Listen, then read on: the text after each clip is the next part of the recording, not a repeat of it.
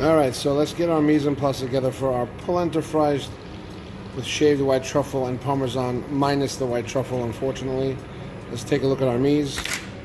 Okay, so I got my nicely minced thyme, and I mean minced. You gotta pick it off the stick and mince it nice and fine. Our tablespoon of butter, our salt and pepper to taste, 2 cups, of the chicken stock or chicken broth, cornmeal or polenta, which I'll get back to in a second, our milk, and our grated cheese. Now, polenta, or cornmeal as it's known, is a fine ground meal made from dried corn. Now, this one's a little coarse. If I get in there close, and you can see it's not as fine as, say, other Italian polentas or other kinds of ground meals like masa arepa or masa harina or maseca, things like that, which we'll learn about later on in the year.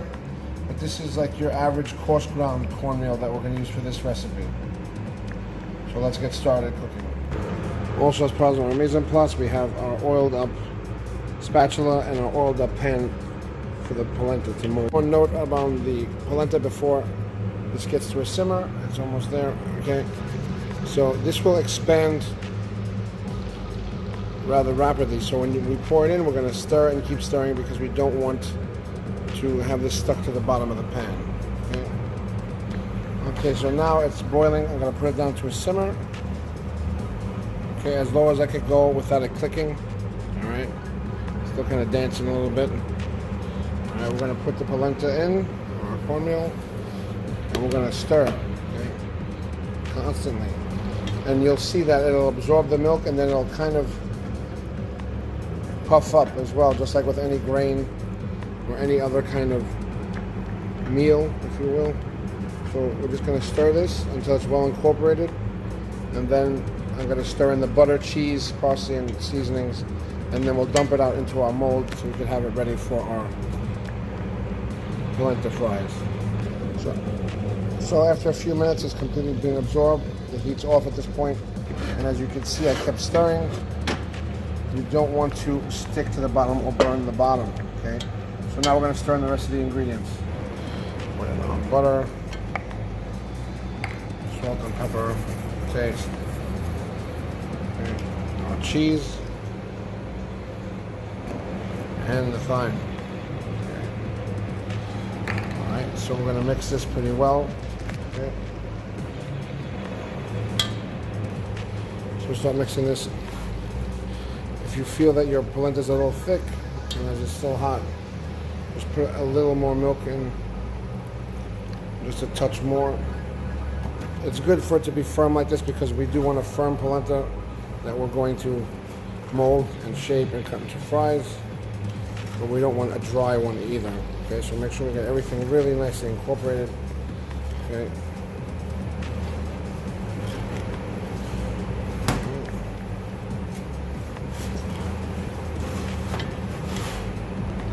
Now, usually you could use many kinds of molds for polenta. You could use something like a cake tin or any other kind of square Tupperware, but for here, for all of us to use, we're going to use one of these things and kind of mold it to the side, okay, because it's not going to fill the whole thing. So polenta is done. It's been well distributed and mixed, the ingredients. So I'm going to put it out onto the pan like so. As you can see, no burnt bottom. Remember, watch your heat, be careful, all right? So if you can handle this with your bare hands, if it's not too hot. If not, use a spatula, and we're gonna mold it into a shape here, okay? So I'm gonna oil up my hands here. This pan is already oiled up. So I'm going to kind of press it almost like Play-Doh and get it into the corner here because I wanna, ultimately I'm going for a square shape, okay? So if you need some more here, just take it up, press it down. It may be hot for you to do this, but you want to be very nice and level, okay? All right, so you see other pieces here. All right, that one's a little thick. Maybe we'll put it here, we'll press down. Okay, make sure this is oiled up so it will press down, okay? Because we want to have a nice even thickness for these fries, okay? And you can see already right now how it's coming apart because it's cooling, okay?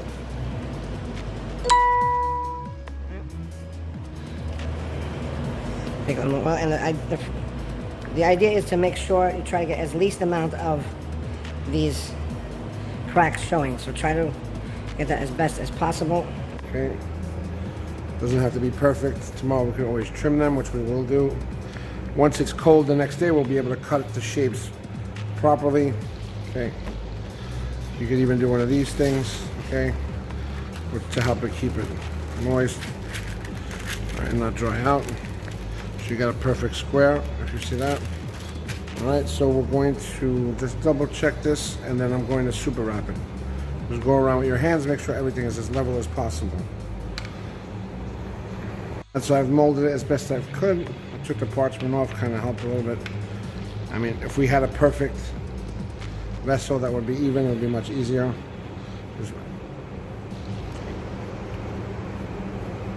All right, now we're ready for tomorrow.